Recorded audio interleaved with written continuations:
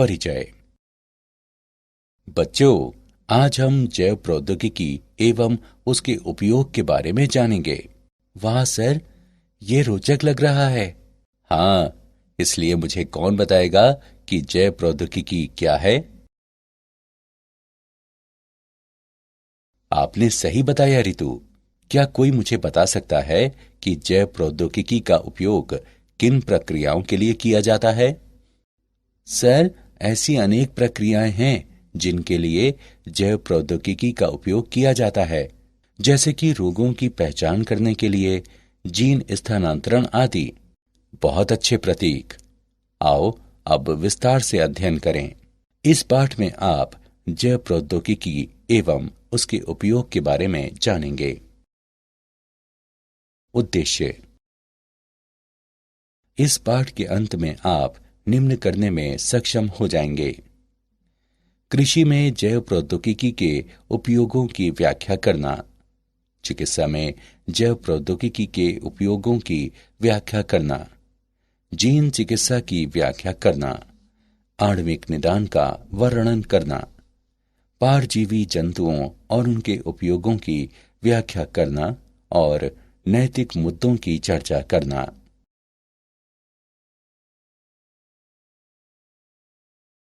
कृषि में जैव प्रौद्योगिकी का उपयोग। विशिष्ट उपयोगों हेतु किसी उत्पाद को बनाने या रूपांतरित करने, पौधों या जंतुओं में सुधार करने के लिए जीवाणु, वायरस, कवक, यीस्ट, जंतु कोशिका, पादप कोशिका आदि जैसे सजीव जीवों का उपयोग करने वाली प्रौद्योगिकी के रूप में जैव प्रौद्योगिकी को विस्तार से परिभाषित किया जाता है। कृषि में जैव प्रौद्योगिकी एक कारगर तरीका है जिसके द्वारा उन फसलों को तैयार किया जाता है जो हमारे बदलते वातावरण में बेहतर प्रदर्शन कर सकें। इनमें से कुछ पीड़क प्रतिरोधी, शाकनाशी प्रतिरोधी, सूखा प्रतिरोधी, लवण सहनशील, ऊष्मा प्रतिरोधी फसलों का विकास शामिल है। जब प्रयोगशाला में एक जीव के जीन को दूसरे जीव को सुधारने या परिवर्तित करने के लिए अभिप्राय पूर्वक स्थानांतरित किया जाता है तो आनुवंशिकता रूपांतरित जीव यानी जीएमओ का निर्माण होता है।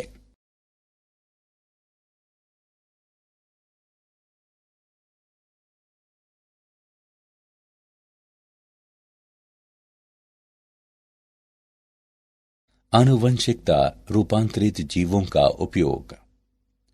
आनुवंशिकता रूपांतरित पौधे कई तरह से उपयोगी हो सकते हैं। कीट पीड़क प्रतिरोधी पौधों के कारण कम पीड़कनाशी का उपयोग करने की आवश्यकता होती है। आर्थिक रूप से अधिक अनुकूल क्योंकि पीड़कनाशी वायु, मृदा और जल में नहीं जाते हैं। फसल की अधिक पैदावार। आनुवंशिकता रूपांतरित फसलों को उन विटामिनों से भरपूर बनाया जा सकता है जिनकी कुछ प्रधान किस्मों में कमी हो सकती है।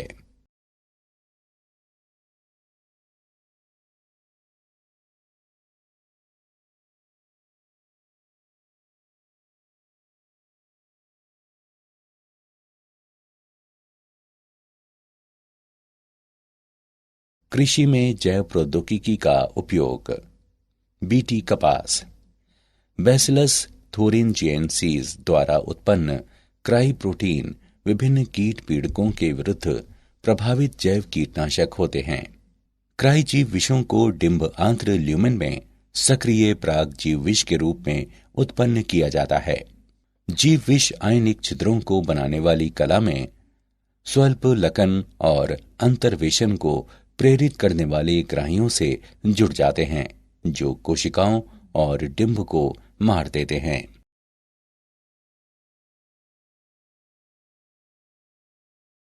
पीड़क प्रतिरोधी पौधा। पीड़क प्रतिरोधी पौधे। कीटों का हमला एक गंभीर कृषि समस्या है जिससे उपज काफी कम हो जाती है और उत्पादन गुणवत्ता घट जाती है। कीटों के कारण खेतों में और साइलों में भंडारण के दौरान नुकसान हो सकता है। प्रत्येक वर्ष कीट दुनिया भर की खाद्य फसलों का लगभग 25% भाग नष्ट कर देते हैं। आरएनए अंतक्षेप द्वारा विशिष्ट जीन को निष्क्रिय करना इस समस्या का वांछनीय प्राकृतिक समाधान है।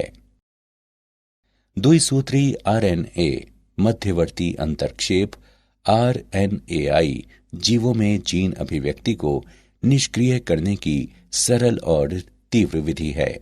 किसी जीन का निष्क्रिय होना आरएनए का छोटे छोटे आरएनए में निम्नीकरण का परिणाम है, जो समजात दूत आरएनए को लक्षित करने के लिए रिबोन्यूक्लिएज को सक्रिय करते हैं। औषधियों में जैव प्रौद्योगिकी का उपयोग।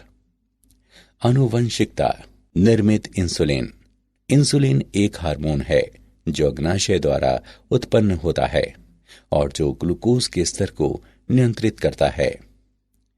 इंसुलिन 2 पॉलीपेप्टाइड श्रृंखलाओं का बना होता है, श्रृंखला ए और श्रृंखला बी, जो आपस में डाइसल्फाइड सेतुओं द्वारा जुड़ी होती है। बीटा कोशिकाओं में इंसुलिन प्राक हार्मोन कन्वर्टेज तथा एक्सोप्रोटीएज कार्बोक्सी पेप्टाइडेज ई कहलाने वाले प्रोटीन अपघटक एंजाइम की क्रिया द्वारा प्राक इंसुलिन पूर्ववर्ती अणु से संश्लेषित होता है। प्राक इंसुलिन के ये रूपांतरण अणु के केंद्रीय भाग अर्थात सी पेप्टाइड को प्राक इंसुलिन के सी और एन अंतस्थ सिरों से हटा देते हैं। शेष पॉलीपेप्टाइड पी और ए श्रृंखलाएं आपस में डाइसल्फाइड बंधों द्वारा जुड़ी होती हैं। परिपक्व इंसुलिन में सी पेप्टाइड उपस्थित नहीं होता है। जीन चिकित्सा। आनुवंशिक दोषों को सही करने के क्रम में अनुपस्थित या दोषपूर्ण जीन की जगह कोशिकाओं में सामान्य जीनों को प्रवेश कराना जीन चिकित्सा कहलाती है। एक कोशिका के जीनोम में नया जीन प्राप्त करने के लिए इसे संवाहक कहलाने वाले एक अणु में किया जाना चाहिए। वर्तमान में उपयोग किए जा रहे सबसे सामान्य संवाहक विषाणु हैं, जो प्राकृतिक रूप से आक्रमणकारी कोशिकाएं हैं और अपने आनुवंशिक पदार्थ को कोशिका के जीनोम में प्रवेश कराती हैं। एक संवाहक के रूप में विषाणु का उपयोग करने के लिए विषाणु के जीनों को हटाकर कोशिका के लिए निर्धारित नए जीन को प्रतिस्थापित किया जाता है। जब विषाणु कोशिका पर हमला करेगा तो ये अपने आनुवंशिक पदार्थ प्रवेश कराएगा। एक सफल स्थानांतरण के परिणाम स्वरूप लक्षित कोशिका में अब नया जीन होगा, जो दोषपूर्ण जीन द्वारा उत्पन्न समस्या को सही करेगा। विषाणु जिनका संवाहकों के रूप में उपयोग किया जा सकता है उनमें शामिल हैं रेट्रोवायरस जैसे HIV, एडिनोवायरस, एडिनो संबंध वायरस और सरल परिसप्र विषाणु।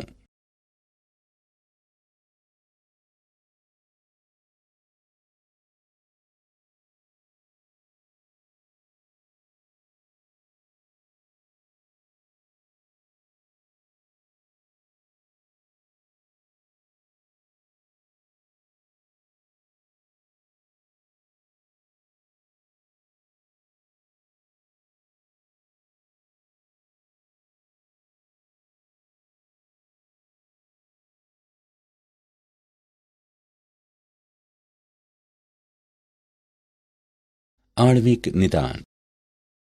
किसी ऊतक या तरल में प्रोटीन, DNA, RNA जैसे अणुओं के अध्ययन द्वारा रोगों की पहचान करने की प्रक्रिया आणविक निदान कहलाती है।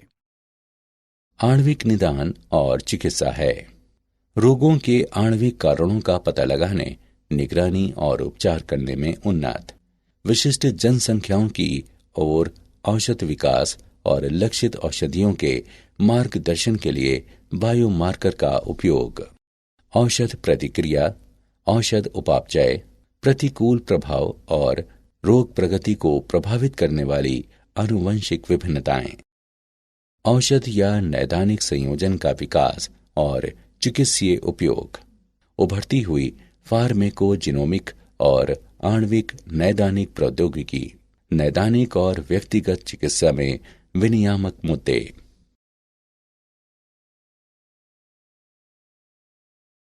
पारजीवी जंतु, ट्रांसजेनिक एनिमल्स, जंतु जिनकी आनुवंशिक विशेषताओं को एक रूपांतरित जीन द्वारा या आनुवंशिक प्रौद्योगिकी की तकनीक का उपयोग करके दूसरे जीव से प्राप्त जीन के अंतर्वेशन द्वारा बदल दिया गया है, पारजीवी जंतु कहलाते हैं। पारजीवी जंतुओं के उत्पादन के सामान्य कारण हैं। कुछ पारजीवी जंतुओं का विशिष्ट आर्थिक लक्षणों के लिए उत्पादन किया जाता है। उदाहरण के लिए, पारजीवी पशुओं को विशिष्ट मानव प्रोटीन युक्त दूध उत्पन्न करने के लिए बनाया गया था, जो मानव वातस्फीति के उपचार में सहायता करती है। उदाहरण के लिए, हार्वर्ड वैज्ञानिकों को ऑनकोमाउस या हार्वर्ड माउस कहलाने वाले आनुवंशिकता निर्मित चूहा बनाने में प्रमुख वैज्ञानिक सफलता मिली, जिसमें विभिन्न मानव कैंसरों के विकास को बढ़ावा देने वाला जीन है।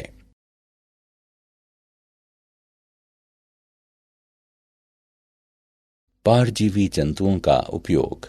मानव कल्याण के लिए इन जंतुओं के लाभों को निम्न क्षेत्रों में वर्गीकृत किया जा सकता है: कृषि, औषधि और उद्योग। कृषि उपयोग। प्रजनन। पारंपरिक प्रजनन अधिक समय लेने वाला मुश्किल कार्य है। जैव प्रौद्योगिकी के उपयोग से कम समय में और अधिक परिशुद्धता के साथ जंतुओं में विशेषताओं को विकसित करना संभव हो गया है। इसके अलावा उपज बढ़ाने के लिए किसानों को एक आसान तरीका भी प्रदान करता है। गुणवत्ता। पारजीवी गायें अधिक दूध उत्पन्न करती हैं या कम लैक्टोज या कोलेस्ट्रॉल वाला दूध उत्पन्न करती हैं। सुअर और पशु जिनमें अधिक मांस होता है, भेड़ जो अधिक ऊन देती हैं। रोग प्रतिरोध। वैज्ञानिक रोग प्रतिरोधी जंतुओं को उत्पन्न करने के लिए प्रयासरत हैं, जैसा कि इन्फ्लुएंजा प्रतिरोधी सुअर, लेकिन जीन की बहुत ही सीमित संख्या वर्तमान में पालतू जानवरों में रोगों के प्रतिरोध के लिए जिम्मेदार है।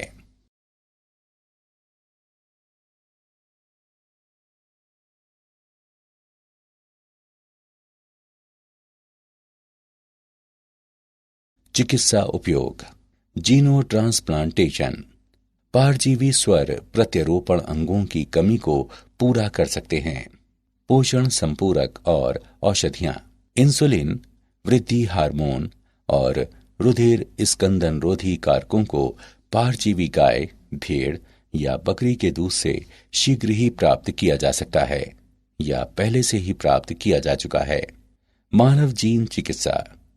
मानव जीन चिकित्सा में जीन की दोषपूर्ण प्रतिलिपियों वाले व्यक्ति के जीनोम से जीन की सामान्य प्रतिलिपि जोड़ना शामिल है। 5000 नामित आनुवंशिक रोगों के उपचार की संभावना बहुत अधिक है और पारजीवी जंतु एक महत्वपूर्ण भूमिका निभा सकते हैं। औद्योगिक उपयोग।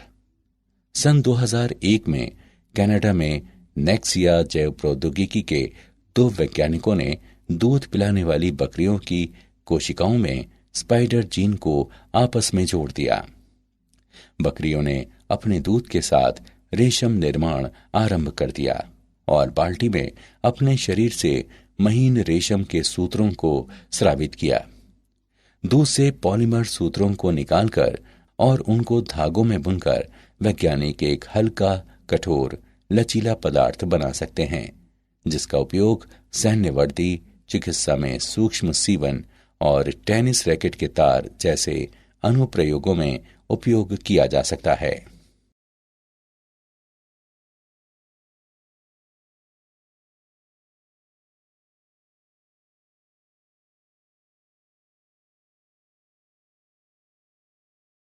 नैतिक मुद्दे। जीवों के आनुवंशिक रूपांतरण के तब अप्रत्याशित और अवांछनीय प्रभाव हो सकते हैं जब ऐसे जीवों को पारिस्थितिकी तंत्र में सन्निविष्ट कराया जाता है।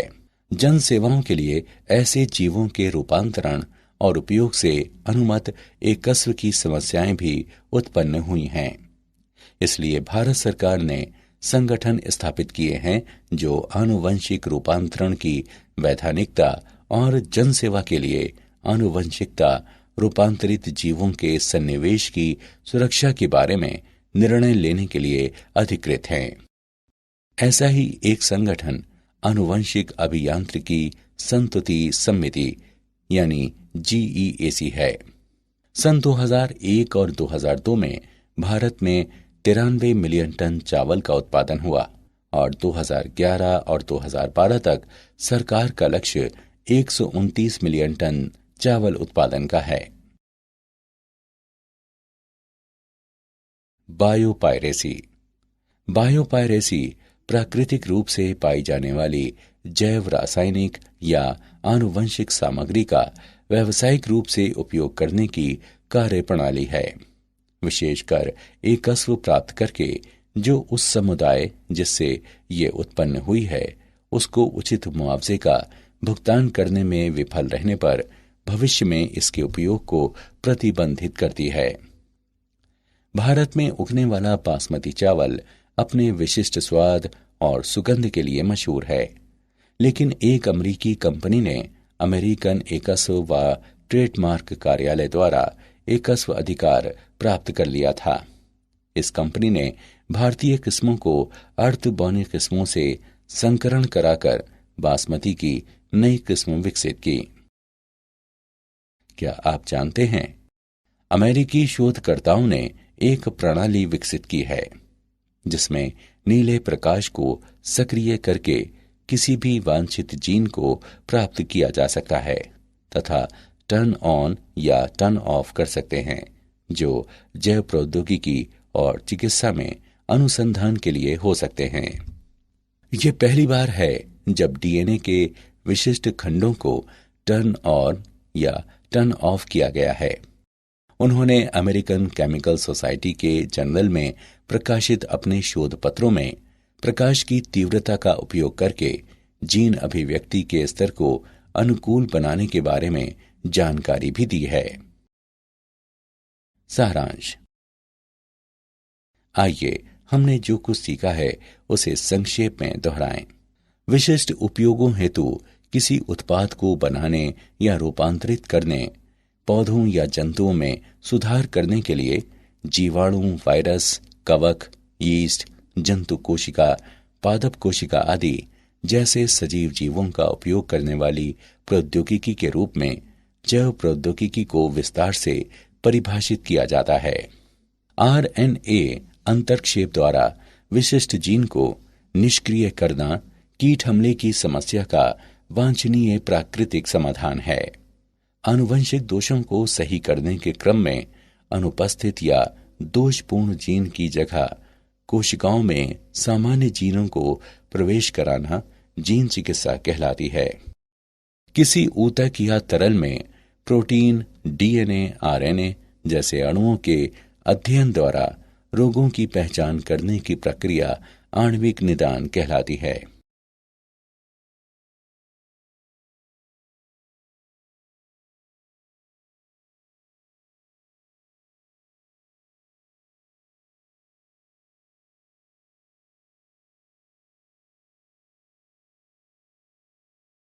जंतु जिनकी आनुवंशिक विशेषताओं को एक रूपांतरित जीन द्वारा या आनुवंशिक प्रौद्योगिकी की तकनीक का उपयोग करके दूसरे जीव से प्राप्त जीन के अंतर्वेशन द्वारा बदल दिया गया है, पारजीवी जंतु कहलाते हैं। भारत सरकार ने संगठन स्थापित किए हैं जो आनुवंशिक रूपांतरण की वैधानिकता और जन सेवा के लिए आनुवंशिकता रूपांतरित जीवों के सन्निवेश की सुरक्षा के बारे में निर्णय लेने के लिए अधिकृत हैं। बायोपायरेसी प्राकृतिक रूप से पाई जाने वाली जैव रासायनिक या आनुवंशिक सामग्री का व्यावसायिक रूप से उपयोग करने की कार्यप्रणाली है, विशेषकर एकस्व प्राप्त करके जो उस समुदाय जिससे ये उत्पन्न हुई है उसको उचित मुआवजे का भुगतान करने में विफल रहने पर भविष्य में इसके उपयोग को प्रतिबंधित करती है।